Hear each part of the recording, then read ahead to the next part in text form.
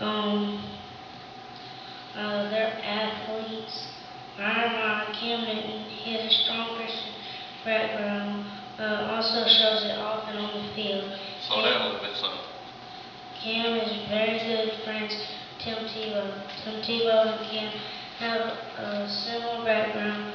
Cam didn't go to a Baptist church but went to a Pentecostal church, but does believe in God. Cam donated $7,000 to his church. Another athlete I admire is Russell Wilson. Russell Wilson is a quarterback for the Seahawks, and he is 5'11" and 206 pounds. His stats are 200 touchdowns, 7 interceptions, 3,475 yards, and his rating is 95. There is a quote that Russell said, "Football doesn't define me. My faith is the number one thing in my life." Another quote is, "Your life as a Christian should make non-believers question their disbelief in God." Those are some of the quotes I like. But my favorite is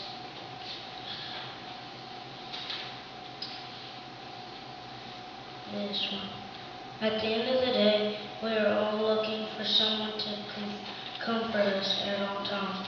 Jesus has always been there. He'll never leave you, never forsake you. Jason Ritten is another athlete I admire. But before I get to that, 4 things you should look in a man is a firm handshake, looking them in the eyes and speak, and good manners and responsibility. And Jason Ritten has another one with a strong background, and he shows it on and off the field. 1 Corinthians 9:24-27 is, Do you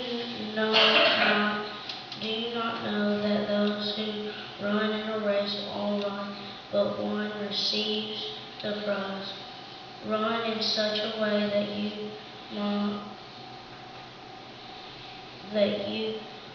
might obtain it, and everyone who competes for the prize is temperate in all things. Now that do it to obtain those, not with uncertainty, for an imperishable crown.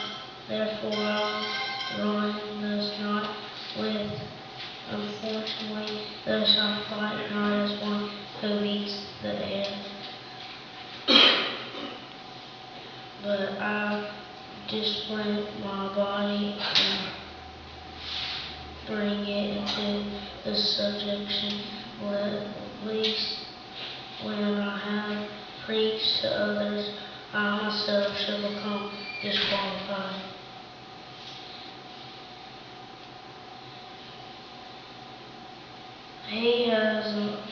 Jason Witten has the most receiving yards in NFL history and will keep on gaining more.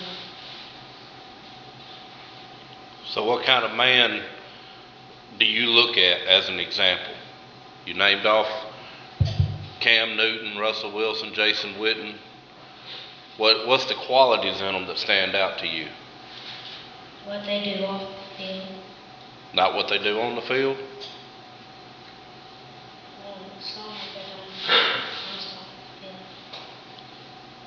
When tell them those 4 things about them being when you meet somebody, whether you can tell what kind of person they are, what kind of man they are. What are those 4 things again? Firm handshake, look at them in the eyes when you're talking, and responsibility, and the one we're still working on with you, the yes sirs. Manners. Yeah. What about that responsibility part? What does that mean? Take responsibility in anything you do. Give an example. Yesterday, when put down, I knew an answer was right, but the teacher told me to change it, and I did.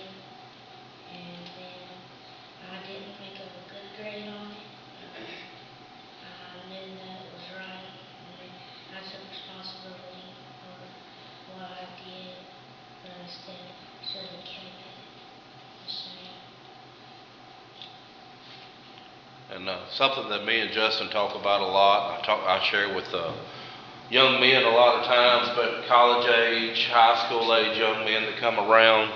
I tell them when you go for a job interview, something that employers look at, something that I look at whenever I hire somebody is how they shake your hand when they walk up. Do they shake your hand like Brother Heavy does sometimes, limp noodle?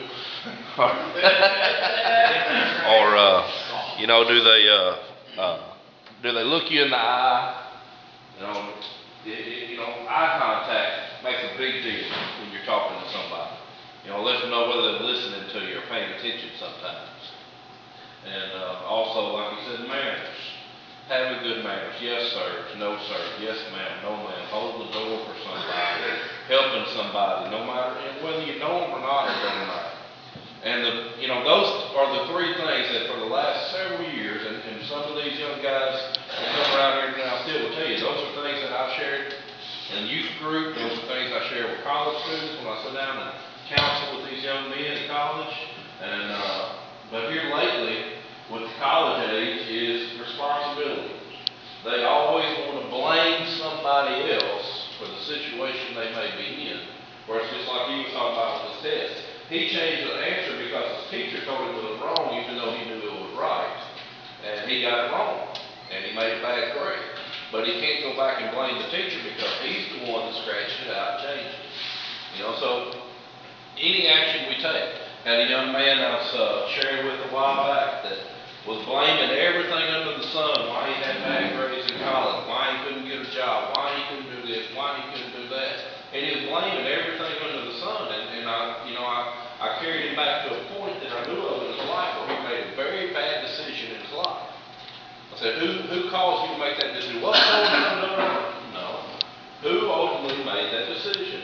Say those words to that particular person that caused you to be in the situation you're in. He did. Nobody forces your toe. Nobody forces your hand. We all take responsibility for our actions. When we stand before God and we're judged, we can't blame anybody else for our standing before God. Everybody in here, I'm sure, knows the Lord and Savior will say, we're going to go to heaven. That's sure doubt. But we will be judged for our actions. And we take full responsibility for everything that we have done in our life. Before salvation, after salvation. And it's on us. And it's the same thing in our choices in life. We make the wrong choice, we're responsible. We make the right choice, we're responsible. Either way.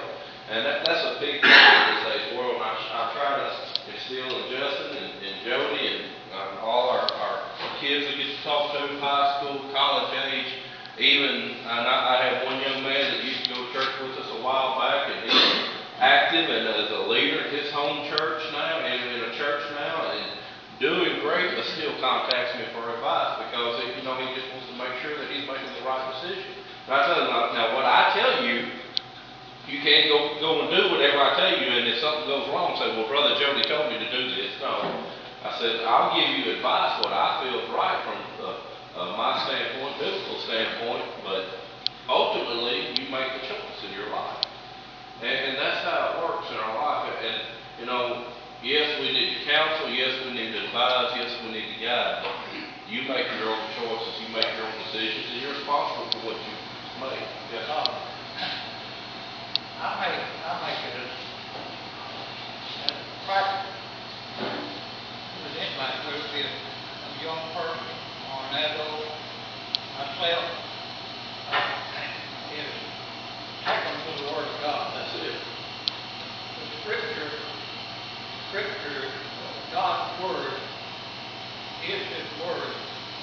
If you want to know what's right and what's wrong about anything, you can go to it and know what you're to do about it or what you're not to do about it. And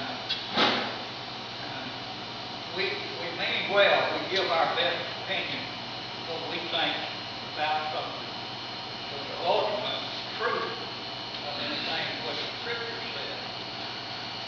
And a lot of people don't like that. Yeah. Because it'll tell them whatever they're likely to do, it'll tell them whether it's right or wrong. And sometimes it don't set well because it goes against scripture says, you can't serve two masters. That's the reason why, because it's warfare. And if you go to God, and you have to give up something, I had to give up things, and things that I like. But God blessed me for that. And he even took his lyre away from me. That's a strange thing. But, I mean, things that I had done without eating to do those things. I know that for many years. When I was at school, I loved to shoot pool. And I know it's a crazy thing, but I actually got hooked on that. And it was a habit. It was hard for me to not do that at that particular time, so I turned it over to God. When I really actually turned it over to God, he just took the desire away from me. And I don't know when he did it, he just did it all at one time. I mean, it just went away. And that's a God. I mean, you know. But God can do that because he loves us. That's right. And we do that because we love him. Whatever is going against God. So if you go to the Word, take time to study the Word, and he'll tell you what he says. I had said in my mind who I was going to ask to do the devotion this morning, and I was getting ready to ask them at church a few weeks ago if they would, and Justin had walked up to me, and the Lord just told me there, ask him. And I asked Justin if he'd do it. Yes, sir. And he jumped on the opportunity, and y'all know he loves football, he loves sports, and he could name off stats of many other football players, but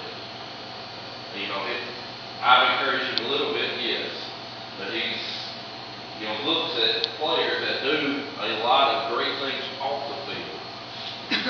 Those that profess God, something I don't know if y'all paid attention the last several games that you watch on pro. The first thing the star of the game does is give glory to God, and that's what it should be. That's what it should be. And not that they may all be living right in every aspect of their life, probably not. But I also encourage them to look towards men in our church, in our homes, in our families that stand out, that stand above, that show God in the right direction. And that's the type of men, and that's one reason I wanted him to share this morning, to let you know and realize these young boys, us young men, I'm not a young man anymore, but our young men look to the older men for guidance, for leadership. They see direction. And one thing I do not want to see happen, and so many churches push it, guys, we're still guys. We are men, and we're not to be feministic men or anything like that. We are men. And you look all through God's Word at the men that God called out, what kind of men they were. They were real, stand-up, tall men of God. And they may have done a lot of things wrong, but they did a lot of things right, and they did not let things push them over. And that's the kind of men that we need in this world today, so that our young men can see what is real. I look to the older men myself. There ain't many for you to look to, brother. We say he may be on his own. He looks in the mirror every morning. That's what I say. Mirror looking right. Some of them are old. But guys, I do appreciate y'all. Several of you here have been examples of my life, and I hope you return to the example of my son's life. And I want y'all to pray for me that I can be the example of him that I need to be. And I'm proud of him. Even though he brought home a 42 on the test yesterday, I'm still proud of him. And I'd like to go and give him a hand.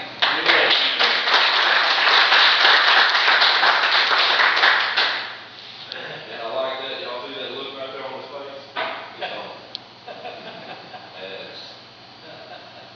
I'm going to share with y'all this story about him. When he played All-Stars, we got out there one of the games, and after halftime, and it was just quick. Everything's quick. They didn't stop the clock for anything, even penalties or timeouts or nothing. forgot that he was supposed to be out there on defense, been out there on defense the whole game. And he just, I don't know what happened. He just went blank there for a minute. And I hollered and said, Justin, you're supposed to be out there. He takes off running, he gets to the line. Right at the time they snap the ball, he shoots through and tackles the quarterback.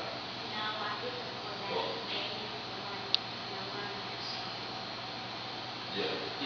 But that series, that particular series, he made the stop on every single play in the backfield. Every single one of them, he took them out in the backfield. And he come off the coaches were meeting him on the field, high-fiving players, and Justin just walking off the field. You know, he's not jumping up and down and doing all the stuff. He just walks on off the field like it's just another series. And you know, I told him, out of everything he did that game, that was my proudest moment right there. Because he didn't look for the pat on the back. He didn't, you know, he wouldn't, hey, look at me. And after the game, even though Coach named him out, you know, thank you, Justin, for being such a great player and all. And Justin says, yes, sir, it's about the team. It's about the team. You know, that's what I love. And that's what I'm trying to raise him to be, that type of person. And, you know, we don't have much of that these days because we have a lot of these young men and young ladies that are growing up that are all about what they can give for themselves and, hey, look at me. And that's not what we should be about. And as a church, that's not what we should be teaching. And I hope and pray that y'all help me in that with all these young folks we have in our church and being the example of what a husband needs to be and what a father needs to be to these young boys growing up. Because they need to see that example in each one of us. Yeah. All right. You got anything else on?